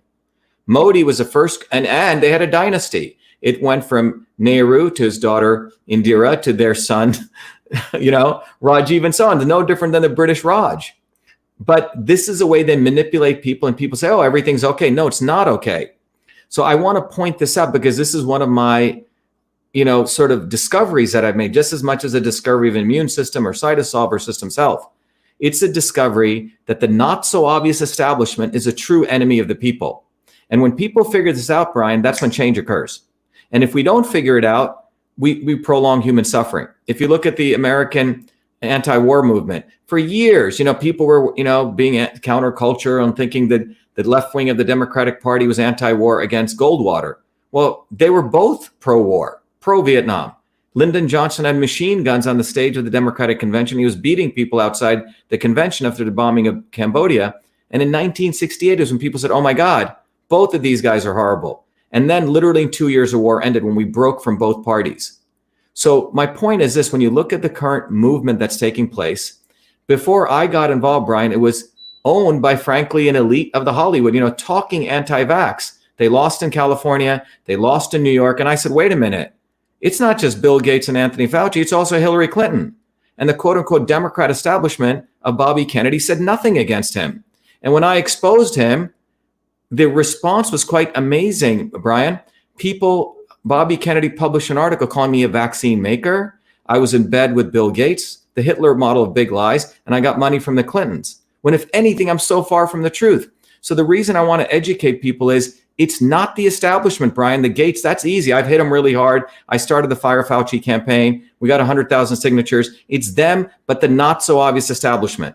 And when people get that in the world, in this country, I'm telling you, change will occur fast. But if we don't get that dynamic, we will be fooled. And if you look at Shakespeare, if you look in the Bible, you will always see it was Judas who gave away Christ. Okay? It wasn't the Romans. Okay? It was with a kiss. Many of the Christians say the Jews killed Christ. It was a Roman that did it. I mean, it's outrageous. I mean, no, I'm saying, but Judas is the one who gave away Christ. You see what I'm saying? Exactly. So the person acting, speaking the rhetoric of Christ, and that's what happens in political movements. And I think I have a perspective on this because I don't owe anything to any of these people. My parents are untouchables from India. I came from working class neighborhood. So you're not supposed to attack. It's easy to expose Gates and Fauci, but we also need to understand that in the United States, the modern Kennedys have become institutionalized, not so obvious establishment. You know, Joe Kennedy here, who I'm running against, is pro-vaccine. Bobby Kennedy raised money for him. So how can you, but we're taught, oh, that's okay. You see, we give away our rational authority to this culture. We've talked about this culture where we separate people from each other, but we've also created this decadent culture. Oh, if you're Hollywood and if you're Kennedy, that's okay. You're allowed to go do all of that. And that hypocrisy is what contains movements. It's not just the fact that people have given away their power. It's also the fact that people have given away the power to the wrong people. And when people... Let's make this simple to understand for the people. What you're saying is absolutely clear and I believe correct. That what we have is we have the alternative. And so the alternative may or may not be as bad as what you're trying to get rid of, but they're certainly not revolutionaries. They're certainly not aspiring for the change that you're looking for. It's just one guy is so bad, you're taking the guy that appears to be thinking a little bit more like you, but frankly, they're not going to change anything. You nailed it, Brian. Yeah, you nailed it. And I'm saying that mechanics is created by the establishment. It is not something that is done accidentally. So if you look at just go back to the current vaccine movement, you had John Kennedy, who created the National Vaccine Act. Now, if you want to give him the benefit of the doubt, it was done on a very nascent understanding of the immune system, which was this 2-box model. Well, by the time the injuries were showing up, we should have gotten rid of that. And the fundamental principle here is, as we just shared, it's impossible to understand the mechanisms of the body. It's a complex system. And medicine has to be an information science and an art. Someone needs to be able to interact with their practitioner, and the truth of their health emerges from that interaction. That's where real medicine occurs. It wasn't my grandmother was healing the person. It was the interaction of the shaman and the person to be healed. Through that interaction, health emerge. So the bottom line is, it's not as easy to say the practitioner. The poor practitioner today, the medical physician, the osteopathic physician, they are manipulating control. If they step out of line, they actually lose their license, or worse than that, their life. So, exactly. You know, so what kind of practitioner? How are we going to change this system that is so dirty, so rotten, so disgusting, so anti-human? How are we going to change this? What kind of a revolution? We obviously don't want a blood revolution. What kind of a revolution can we have so people can be liberated? Yeah, Brian, when I talk about revolution, I did a quote of Marx. He was one of the first persons. He didn't get everything. He got a lot of things wrong, actually. But he was one of the first people to try to understand what is a revolution. And I wrote a book called System and Revolution. By the way, and my attempt was to look at Marx. You know, Newton wasn't a nice person either. Neither was Einstein. Okay, neither was Shockley, who created the transistor. So putting that aside, you know, what I do give credit for Marx was he was the first guy who was understanding that changes occurred in society at these inflection points, right? So you had hunter-gatherer societies, and then we had the plow come, and we created the feudal societies, but it was these important sort of phase changes. So my definition of revolution is when a phase change occurs, no different than at a certain point, you know, ice melts to water. At a certain point, water bubble at the right heat, it becomes steam, right? So I believe that if you move the molecules at a certain point, a phase shift occurs. And to me, the phase transition, and that phase transition in this case occurs when you educate people and you make people conscious. That the revolution comes when you have enough particles getting it. You create a wave. And that's what I've been trying to do with all my videos, Brian. If I can educate people, wait a minute. It is not a virus that harms us. It's not a pathogen. We have 380 trillion viruses within us. It is a weakened and dysfunctional immune system caused from social isolation, right? Years of abusing the body, environmental toxins, etc. So if we can educate people on that, they go, wait a minute, that means I have control of my immune health. That means what am I putting into my body? That means who am I electing into office, who's screwing up my water supply, etc. This now becomes the consciousness change. Now, hopefully it doesn't have to be bloody, right? We hope it isn't. And if enough of us start vibrating, it doesn't have to be. So that... obviously you're putting you have 1 million followers, putting a lot of social media out. How often do they take it down? And do they actually alter? Yeah. So when by the way, when I started attacking some of these not so obvious establishment people, they said, "Oh, Shiva's volume has grown. He doesn't get censored." I've been taken. So my videos get taken down from YouTube. In Twitter, for example, I posted vitamin C therapy. I said vitamin D is something proven for antimicrobial behavior. It was taken down. I was put in Twitter jail. So what I attempt to do, Brian, is I attempt to always put everything from the biological systems framework, because then I have an unfair advantage on them. Because whoever's sitting in Philippines or India taking the mandates of some Google person, they can't understand me. Okay, so I've been taking a systems approach. So when I discuss vitamin D, I draw out all the molecular pathways of the cathelicidins, and I say, look, this is where vitamin D hits, and I bring together all the literature. So that's the approach I've been taking. Stop there for a minute. The cathelicidin actually is a protein that activates something that kills viruses. Explain this to them. Yeah. So what's extraordinary, like, Brian, you just a point that you made is the unfortunate problem with MDs is they are actually victims of a big pharma medical system, or a medical system that doesn't even train them on the immune system, doesn't train them on nutrition. But if you actually look at something like vitamin D, you get vitamin D obviously from UVB radiation from the sun. You can get it from nutrients. Let's say you take the supplements cholecalciferol. But what vitamin D fundamentally does, if you go down to the molecular level and you map out all these molecular pathways, all the molecular reactions, which I've been able to do, that the vitamin D actually turns on at the cellular level. It creates a chemical or protein called cathelicidins. Cathelicidins are like bullets, which literally pierce the walls of fungi, bacteria, parasites, and viruses. So they break up the cell walls, and that basically lyses them. And it's so if vitamin D is like your musket, you know, every one of your cells, you have 50 to 100 trillion cells, has a receptor site for vitamin D. We're actually having we have a plant-based form that comes from the vine, much stronger than anything else. We take the powder out of the capsule, with a little bit of good oil, we put it in their nostrils, because there's where the most activated is to prevent this virus and other viruses. Yeah, I mean, in traditional systems of medicine, they did a methodology which was putting the oils up through your nose. So, and those oils were infused with other herbs, etc. And so, you know, delivery through the nose is one of the highest bioavailability methodologies. But the bottom line is vitamin D, which is the sun, this beautiful thing we call the sun, which everyone has access to, was created. Trying to make that your enemy now. That's why we're in Florida. Right. And so, you know, when I put that out, I believe I did a tweet, and it was taken down. And the first time I ever got taken down from Twitter, you know, when I started talking about this, you know, thrown in Twitter jail. I did another one on vitamin C.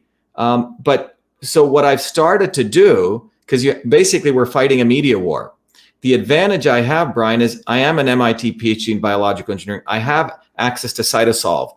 So I have been moving the discussion to a playing field that they can't compete with me on, which is I go down to the molecular mechanisms. What are you going to talk about there? You don't even know what I'm saying, but I can use I can use that articulation through my videos to educate people.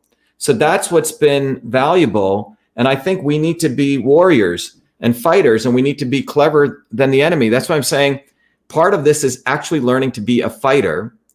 And we call it the army of love. As you said, physicians, the healers were the fighters. And that's true. We're back at that place now. And I mean, you've done such an amazing job. Everybody that we told that we're talking with you today, they're like, oh my gosh. Yeah, so you're obviously influencing people in some way. You're shaking everywhere, in Europe, all over, you know. So here's what. Yeah. One of the things, we get a lot of calls from all over the world, and everyone likes truth, freedom, and health. People are taking our truth, freedom, and health ideas and putting it out. Someone just on a poster in New Jersey on a telephone pole. People are saying, go watch these. So our stuff is going offline. I saw people holding up truth, freedom, and health down in Hawaii. So it's really cool, Brian, because and Anna Maria, because it's almost like you've created a wave, and people have been waiting for the truth, but bottoms up. You know, the people who've been in these movements, the quote unquote new age people, have been owning these movements. And just like in some ways like Big Pharma, I hate to say it, they've been taking advantage of people in a different way. And you know what I'm saying? It's like and I think Michael Moore just did. They're all different cults, these damn cults. Why don't they give people the ability to think on their own, feel on their own, speak on their own? And that's truth and freedom. Not this, I joined the club. That Right. I'm tired of the club. When people come to Hippocrates and say, the last thing we want you to do is get behind us. We want you to get behind you. Yeah. That's how you heal. I'm not coming home with them. Yeah, Brian, I think you nailed it. So the issue is, if you go back to that fundamental principle, what it means to be a human being versus a robot. I gave this talk because, you know, I do a lot of stuff in pattern analysis in the AI field. And in 1994, I used to meditate regularly every day. And in 1994, I had a dream where I woke up literally across from a kitchen table, and there was something that looked like me, but I knew it was a robot, right? Across from me. And this question went through to me, what will be the difference between me and a creature? One day we'll be able to produce creatures which talk, mimic everything we do, right? What will be the difference? And the conclusion I came to is the difference between a human being and a robot is that a human being has been touched by love in some fundamental way or death and has asked, who am I? And until someone has had that experience, people who simply cut and paste, simply follow what someone posts on a website, simply wants to give away their power to somebody, they are basically robots. And this is a fundamental question. And they better watch, because then we become slaves. Exactly. So if I put up a picture, like when I came on, expose a not so obvious establishment, the reaction, I didn't get attacked by the establishment, Brian. I was attacked by the not so obvious establishment. How dare you attack Bobby Kennedy as though he's a god? You see what I'm saying? So this shows you how marginal you can be to be a superstar. You just do a little bit better than the one who's doing the worst, you become a hero. And I mean, it takes an extraordinary human being to be human today on the planet, but it's the only way to live. I'm telling you, when I go to my grave, I want to think one last thing. I lived at the highest human level I possibly could. I know you are, Dr. Shiva, that's for sure. Yeah, I mean, to me, the greatest opportunity I had was to witness my great-grandfather. I can still see him, 93, 94 years old, working out in the fields, ripped. And he used to work so hard, Brian, that he used to cough up blood, pounding away paddy, because these people had nothing. And it was just sheer hard work. And those are nothing, but they had everything. They had nothing, but they had everything. And then I think back to a Yugoslavian landscape painter in New Jersey who taught me how to paint. And he would say, I used to do paint homes with him. And he goes, Shiva, if you're going to work with me, you do jobs with excellence, or don't do it at all.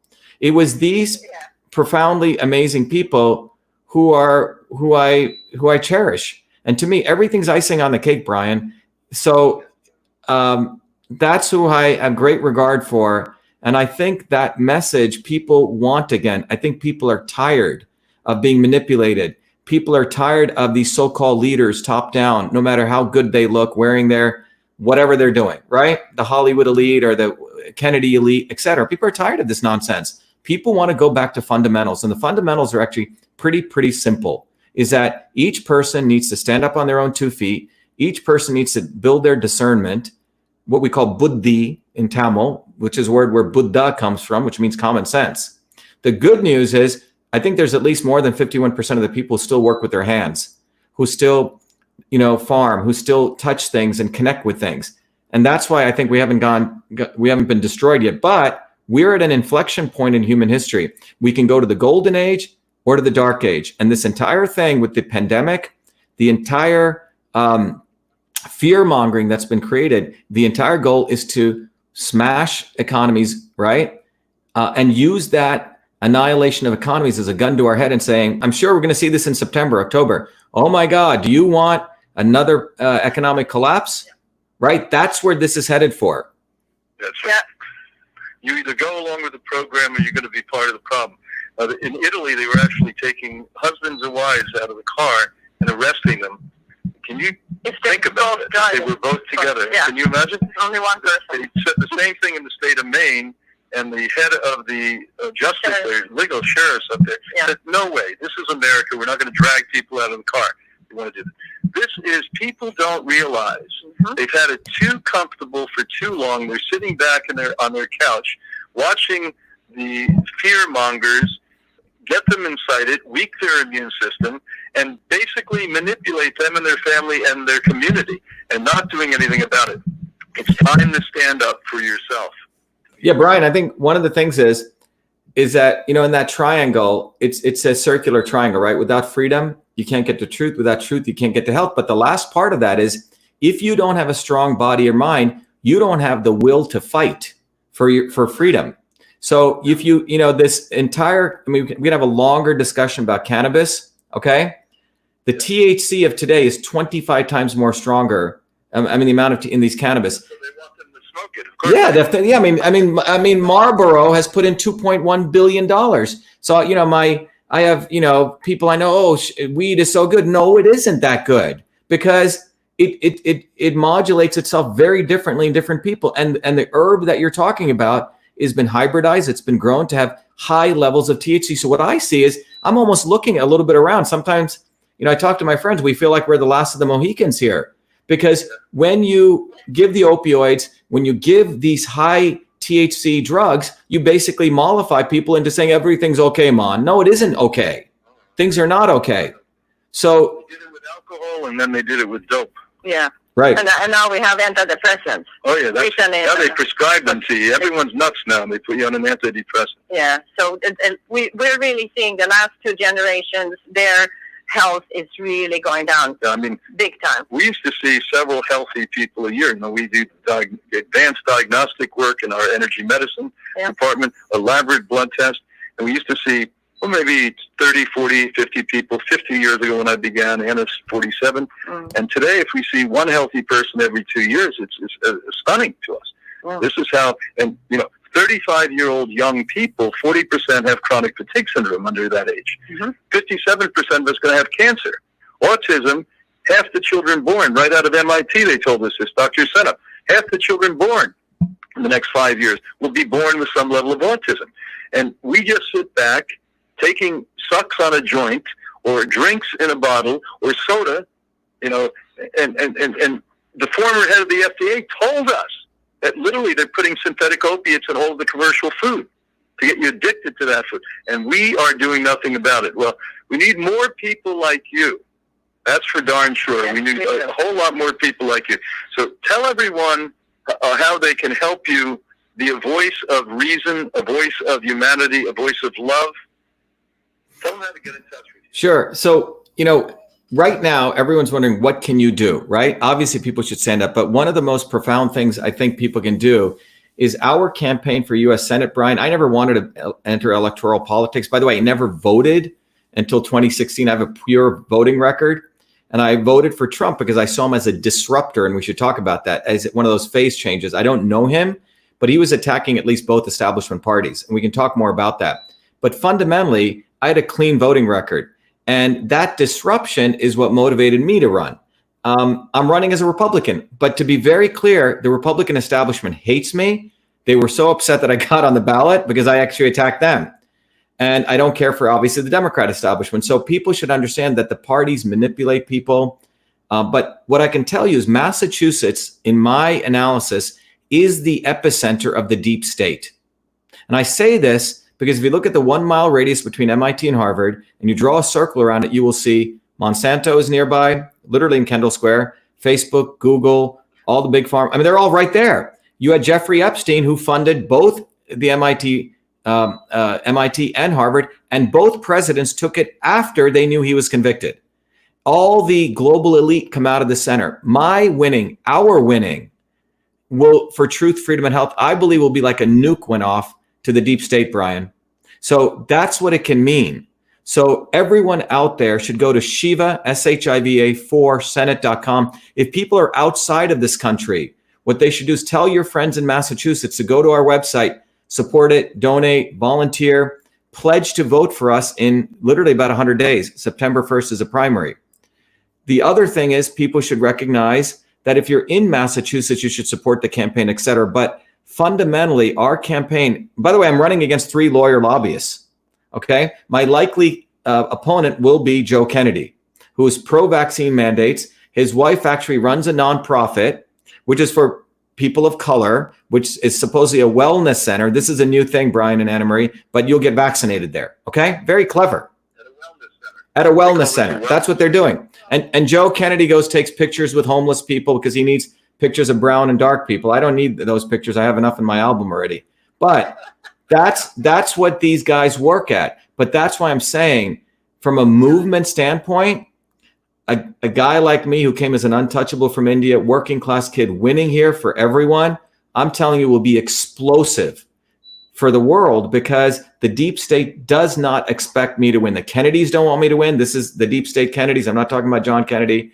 The establishment doesn't want me to win. But what's happened, Brian and Anna Marie, we've created a movement.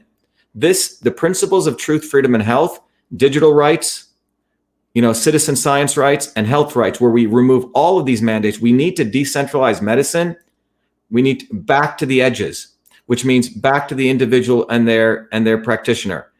Government should not be involved in any of this. They have no right in any of this. And the fact that we even got it this far, it's not because of the establishment. It's because of those not so obvious establishment people who kept saying, well, you can give away that right. Well, we'll compromise this for you. Well, let's talk to the legislators. Write to your congressman. None of that's ever worked, Brian and Anna Marie. Writing to these congressmen, they get your letter, they mark it, and they throw it in the trash. We need to build a bottoms-up movement. Well, it's been a privilege and a pleasure to have you on. I hope we can do this in the future and get you on the Hippocrates TV that goes all over the world. Mm. It's a blessing. We support you. Yes, and thank you. It's very nice to have truth being told in the airwaves. Till next week, everyone lay back and stay awake. Be well. Be well. That's exactly what I say, Brian. Be well, be the light. I know we're like-minded in some ways. A lot of Well, we're so grateful for what you do, Shiva. Yeah, keep it up. We'll help you in any way possible. Yeah, thank you. I'd like to come visit you guys at some point. Or if you're up here. Yes, you have to. Come down, welcome you down. And maybe if you have the time, we can do some filming. We have a studio now at Hippocrates. Oh, wonderful. So we can do filming, and that will we'll put you on the internet. Yeah, one of the things, Brian, at some point, we should run wheatgrass through Cytosolve. Or I did a project for 2 moms in the raw. They were doing sprouted, bars. But so we did some very cool research with Cytosolve showing the fundamental difference between sort of a sprouted almond versus a cooked, roasted almond versus even a raw almond, but the germination. And we have and we did the same with sprouted sunflower, et cetera. But Cytosolve is really cool because we can take these things and we can do an Aikido move, because we can actually show why it's working at the molecular level. And there was an 11th Circuit Court ruling, which was quite favorable, which basically says, separate from RCTs, randomized controlled tests, if you can actually show biological mechanisms of action, that can be used to substantiate and win in court. So Cytosolve's really an engine for truth in that sense. Yeah, but John Hopkins did this research with broccoli sprouts and found sulforaphane was anti-cancer. I know you're busy now, but let's hope you get in, and then you'll be busy for a few years. But if not, I'm very much up for that, because the next phase would be they'll come after the food. Well, Brian, we have to win. I'm telling you, we're at an inflection point. 2020 is an inflection point. We have to win in Massachusetts. It is the utter epicenter of the deep state. So everyone out there, let everyone know that we have to win here. The progressives, and they're holding progress up. Exactly. They're the not so obvious establishment. The progressives are the not so obvious establishment. You nailed it, Brian. And when people get that, we will have change so fast they would have broken their chains from that nonsense. Yeah. But look at what they've, and the Kennedys, and Robert, for instance, he did care about the black people. The Democrats, other than maybe Sanders, who is running now, they don't care about the black people. And they've said about them, they're our base. Well, what the hell have they done for these people? I mean, that's simple. I agree with you on this. Yeah, I'm thinking you're talking about Robert Kennedy Sr., right? Senior. Yeah. Well, the reality is this. The Democratic Party basically uses minorities. There in India, you have these parties who go to the untouchables and give them free food, right? Give them a TV, give them a laptop, and no one does any more work. Yeah. And the Republicans Republicans do it with the elite, the wealthy. They do the same thing, both establishment parties. And I think the important thing is our movement in Massachusetts is actually bringing over independents and Democrats. People are switching parties to support our election. That's what's cool. It is cool. You get the progressives to become a Republican for you. You get them somewhere, brother.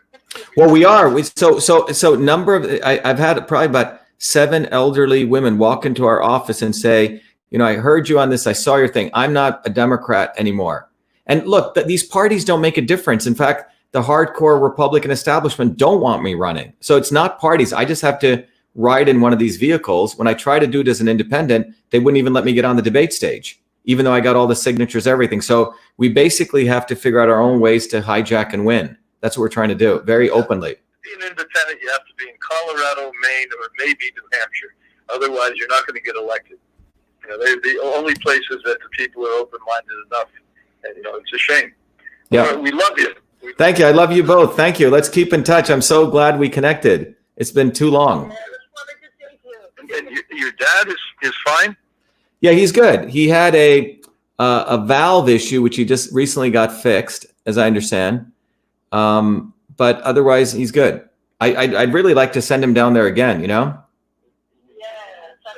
Tell him to give me a call. Make sure we'll get a consultation with him. We'll talk to him about the valve. Yeah. Okay. Yes, Lauren, thank you so much. Yeah, Lauren is the one who organized this, everyone. Lauren, thank you so much for reaching out. It was a beautiful connection you made. Yeah, well, we think you're amazing. So I'll give you a call tomorrow and we'll catch up on the other things. Thank you, Doctor. Okay, be well, be the light. Thank you. Be well. Thank you. Bye-bye. All right, everyone. That was a great long talk. That was with Brian Clement and his wife. Wonderful people. And I hope you enjoyed it. Let me see if there's any questions. Jen, are there any questions we want to take from people? Let's see if Jennifer's here. Jennifer, are you there? I guess Jen is not there. Okay. So anyway, let me see if there's anything on Trump landslide. Yes. Oneness is the only way. No us. You're a warrior. Thank you. Thanks, Shiva. Yes. So everyone, listen, what I want to end by saying is we have a huge opportunity in Massachusetts. Massachusetts is a center of the deep state. And again, I just want to go back here and I want to just make everyone aware that if you go to our website, go up there. If you donate to the campaign, whatever you can, I have a book called System and Revolution and Your Body, Your System. Your Body, Your System, which teaches you how your body is a system. It's a way to really understand how inputs and outputs affect us, what your homeostasis is, etc. But the most important thing is every one of you who's thinking, what can I do by winning in Massachusetts? Our winning, I'm telling you, will be like a nuke went off to the deep state. They would not know what hit them. And we will at least have 6 years to go at them all day long with the prestige of a United States Senate seat. And so that'll be our seat, not just my seat or Massachusetts seats, but our seat. So I hope everyone is on board. Please go to the site, support us in whatever way you can. Volunteer. We have groups of people who are helping us from all over the country, state. If you're outside of Massachusetts and you want to take advantage, you can't donate to our campaign. It's violation of FEC rules if you're outside of the US, but you can go to Your Body, Your System and take advantage of the tools there also. Okay. Thank you, everyone. I'm going to go grab some lunch.